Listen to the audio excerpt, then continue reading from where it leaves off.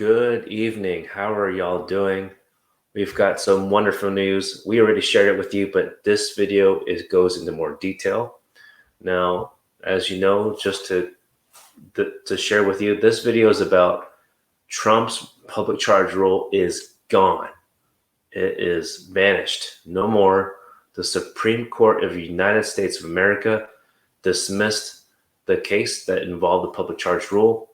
So this means we can move on and go back to the old public charge rule. Now, this doesn't mean that public charge goes away completely. That has always been one of the ways that the government can make someone inadmissible, basically a reason to not obtain resident status in the future.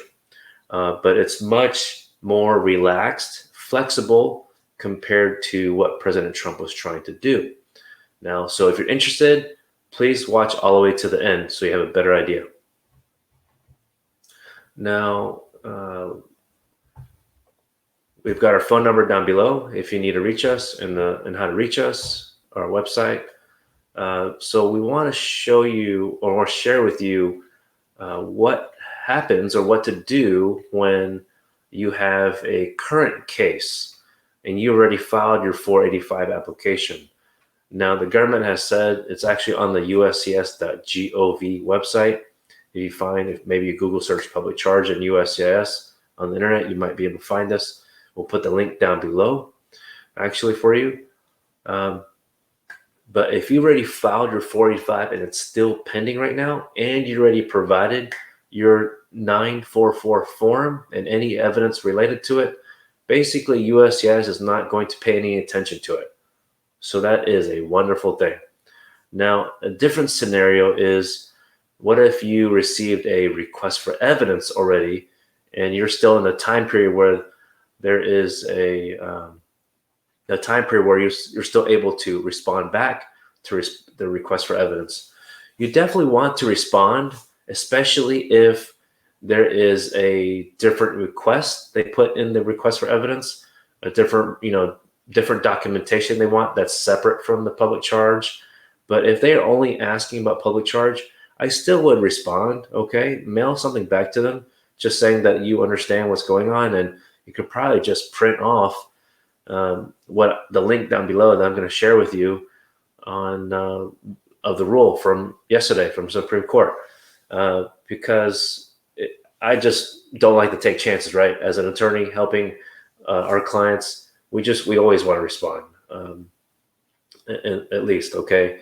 You don't have to, you want to write a letter at least saying that what you're providing in the package. So even if you're responding about, for example, marriage evidence, because, some USCIS officers don't see enough in the package when they first receive it.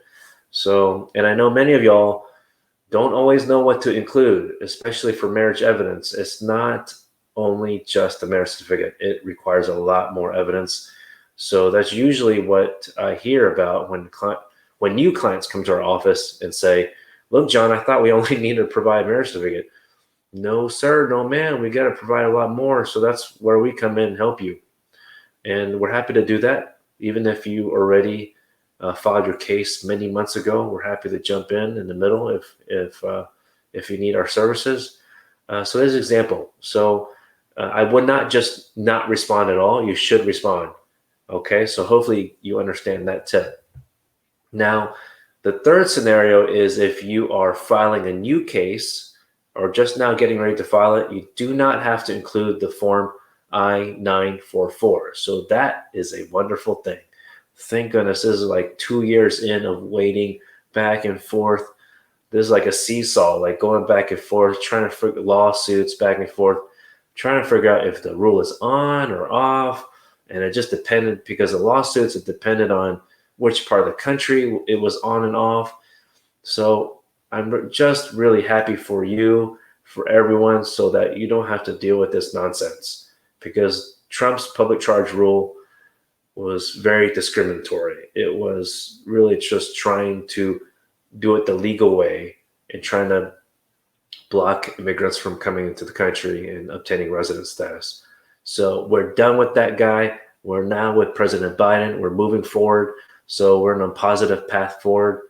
Uh, this is pretty much what we want to share with you. The only other thing we can share with you right now, there's so much to say, of course, but only other thing right now is that the important thing for you to know is that there is still a public charge rule. Okay, it's just not the Trump's version that was more restrictive.